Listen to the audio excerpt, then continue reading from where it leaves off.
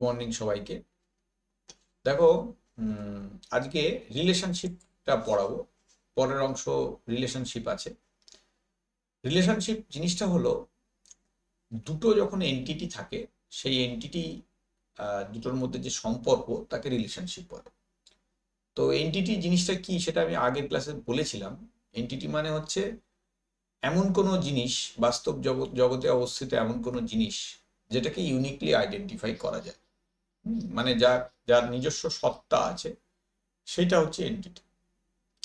তো এই রকম মানে আমরা সাধারণত ডেটাবেসে এন্টিটির ইনফরমেশনই স্টোর করি, অন্য কোনো ইনফরমেশন আমরা স্টোর করি না। তো এইবার নেক্সট হচ্ছে, দেখো, রিলেশনশিপ মানে দুটো এন্টিটির মধ্যে কতটা রিলেশন রয়েছে সেইটাকে এন্টিটি রিলেশনশিপ বলে। হুম যেমন ধরো, ওয়ান টু ওয়ান মানে দুটো এন্টিটি সেট রয়েছে। একটা স্টুডেন্ট আছে, যার তার মধ্যে অনেকগুলো এন্টিটি আছে, এ বি সি, আর একটা রেজাল্ট আছে, তাকে সেখানে মার্কস আছে। তো দেখা যাচ্ছে যে এই দুটো এন্টিটি সেটের মধ্যে রিলেশনশিপটা কিন্তু ওয়ান টু ওয়ান। কেন? কারণ একটা ছেলেরই রেজাল্ট এদিকে একবারই রাখা হয়েছে, বি এর রেজাল্ট এটা, সি এর রেজাল্ট এটা, মানে প্রত্যেকেরই আলাদা আলাদা রেজাল্ট আছে, এবং ওই রেজাল্টটা একজনেরই। সেই জন্য এটাকে ওয়ান টু ওয়ান রিলেশনশিপ বলে। আচ্ছা, এটা খুব সহজ জিনিস। ছবিগুলো দেখলেই বুঝতে পারবে। তারপর যেটা আছে সেটা হচ্ছে ওয়ান টু মেনি রিলেশনশিপ। এবার দেখো, এখানে পার্সন আছে আর কার আছে। তো কার কিন্তু, একটা লোকের কিন্তু একাধিক কার থাকতে পারে, ঠিক আছে? তার মানে পার্সন টু কার যখন হবে তখন সেটা ওয়ান টু মেনি হবে। শুধু খেয়াল রাখবে যে এদিককার আর ওদিককার মধ্যে সম্পর্কটা কেমন, মানে এদিককার একজন লোকের ক্ষেত্রে ওদিককার কটা ভ্যালু অ্যাসোসিয়েটেড হতে পারে। হ্যাঁ, যেমন ধরো, বি বলে যে এন্টিটি পার্সনটা আছে, তার দুটো কার রয়েছে, টাটা রয়েছে, বোলেরো রয়েছে। এর একটাই আছে মারুতি, আর সি এর একটাই আছে স্করপিও। তার মানে এই ধরনের রিলেশনশিপকে আমরা বলবো ওয়ান টু মেনি, যেখানে একদিকে একটা থাকলো, আরেকদিকে একটাও হতে পারে, একাধিকও হতে পারে, সেক্ষেত্রে বলবো ওয়ান টু মেনি। আরেকটা আছে many to one. Many to one খুব একটা আলাদা কিছু না। মেনি টু ওয়ান এক্স্যাক্টলি যা ওয়ান টু মেনি দেখলে, ওটাকে যদি উল্টো করে দেখি সেটা হবে মেনি টু ওয়ান। তার মানে অনেকগুলো কার আছে, কোথাও একটা লোকের কারের মালিক একজন, কোথাও দুটো কারের মালিক একজন। তার মানে এইদিকে অনেকজন আছে আর ডান দিকে অল্প আছে, সেই জন্য এটাকে বলছি মেনি টু ওয়ান। ঠিক আছে? আর আরেকটা রয়েছে, সেটা হচ্ছে মেনি টু মেনি রিলেশনশিপ।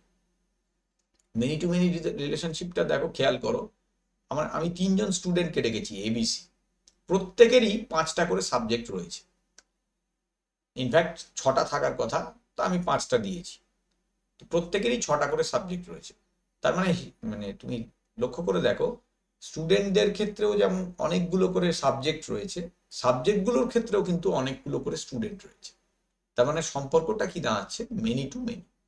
তো এই জিনিসটাকে, এই অ্যাসোসিয়েশনটাকে বলা হয় রিলেশনশিপ। দিলে এই 4 রকম রিলেশনশিপ ছিল, কমপ্লিট হয়ে গেল। এইবার যেটা আছে সেটা হচ্ছে তোমাদের স্ট্রাকচারাল কনস্ট্রেন্ট আছে। ইভিএমএস এর স্ট্রাকচারাল কনস্ট্রেন্ট।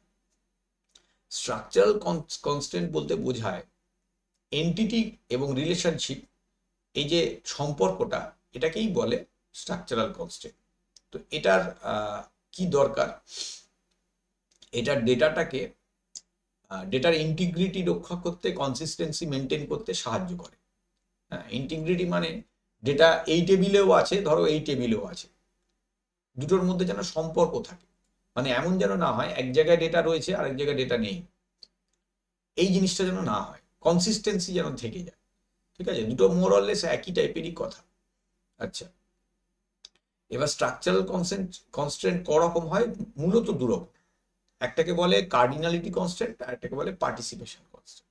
কার্ডিনালিটি মানে হচ্ছে যে রিলেশনশিপ, মানে একটা এন্টিটি অন্য এন্টিটি সেটের কটা এন্টিটির সঙ্গে সম্পর্কযুক্ত, সেই ব্যাপারটাকে বলে কার্ডিনালিটি।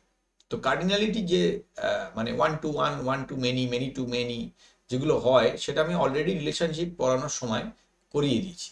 এবং কার্ডিনালিটি প্রকাশ করার জন্যে এখানে আমরা যে ছবিগুলো ব্যবহার করলাম এই ছবিগুলোকেই ব্যবহার করা হয়। ঠিক আছে, রিলেশনশিপ বোঝানোর জন্য এই ছবি অনেক সময় ব্যবহার করা হয় না, শুধু অ্যারো দিয়ে বোঝানো হয়, সেটা লেখা যেতে পারে। কিন্তু কার্ডিনালিটিতে অবশ্যই এই যে ছবিটা এঁকেছি এই ছবিগুলো ব্যবহার করতে হবে। ঠিক আছে, আচ্ছা। তো কার্ডিনালিটি মানে কি বুঝলাম? কার্ডিনালিটি কনস্ট্যান্ট মানে একটা এন্টিটি সেটের একটা এন্টিটি অন্য এন্টিটি সেটের কটা এন্টিটির সঙ্গে সম্পর্কযুক্ত, এই রিলেশনশিপটাকে কার্ডিনালিটি বলে, এই সংখ্যাগুলোকে। আর আরেকটা আছে পার্টিসিপেশন। পার্টিসিপেশন মানে কোনো একটা এন্টিটি সেটের কতগুলো এন্টিটি এই রিলেশনশিপে অংশগ্রহণ করছে সেটাকে বলে পার্টিসিপেশন। দু রকম হয়, একটা হচ্ছে পার্শিয়াল পার্টিসিপেশন হয় আর একটা হচ্ছে টোটাল পার্টিসিপেশন হয়। দেখো বাঁ দিকের ছবিটা হচ্ছে পার্শিয়াল পার্টিসিপেশন, মানে কেউ কেউ অংশগ্রহণে করছে, কেউ কেউ অংশগ্রহণ করছে না। এইরকম ক্ষেত্রে দুটো এন্টিটি সেটের মধ্যে যে সম্পর্ক সেটাকে আমরা বলি পার্শিয়াল পার্টিসিপেশন। আর যখন দেখা যায় যে দুটো এন্টিটি সেটের মধ্যে সবাই রিলেটেড, প্রত্যেকেই অংশগ্রহণ করেছে, কোনো না কোনো ভাবে অংশগ্রহণ করেছে, তখন বলা হয় টোটাল পার্টিসিপেশন। ঠিক আছে, তো এই হচ্ছে আমাদের স্ট্রাকচারাল কনস্ট্যান্ট। ঠিক আছে, তো এর পরের দিনে দেখো ক্লাসে পরের অংশটা কি আছে, পরে আছে তোমাদের কি। এই কিটা কিন্তু অত্যন্ত দরকারি একটা মানে অংশ। যে কি ক্লাসটা করাবো সেটা কিন্তু কেউ কামাই করবে, সেই ক্লাসটা অবশ্যই তোমরা মানে দেখবে, বাদ দিও না।